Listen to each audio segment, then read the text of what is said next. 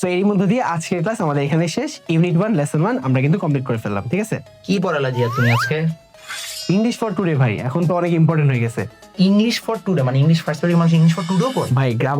Grammar ছাড়া এখন English for today আসলে অনেক ইম্পর্টেন্ট, মানে এটা তো বুঝতে হবে ভাই আপনার। আমি জীবনও পড়ি নাই ভাই, বিশ্বাস খুব করো। পারেন নাই, চলেন আপনার একটা কোয়েশ্চেন করি, খুব তো পারেন। হ্যাঁ করো, সমস্যা নেই। এইগুলা আবার তোমাদের পড়ায় দেওয়া লাগে। আমি আচ্ছা। ভাবতাম তুমি কি পড়াচ্ছ খুব করছো না। তো পারেন ভাই, বলেন এটা মানে কি, আপনি বলেন।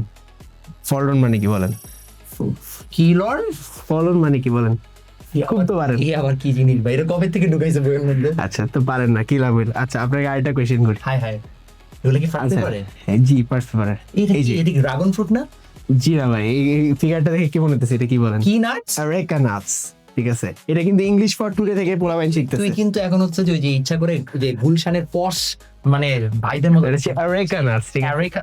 আরেকা নাটস, এটা কিন্তু নরমাল নাটস না, ঠিক আছে? মানুষকে আইবে কোথায় কোথায় নিয়ে যায়। আচ্ছা তারপরে ভাই আরো কি দেখতে চান? দেখেন কত স্টাবার্ননেস আমরা পড়ছি। হ্যাঁ এটা কোনো ব্যাপার না। আচ্ছা এটা পার্সেন্ট ভাই দেখছেন। আরো কত কি দেখছেন?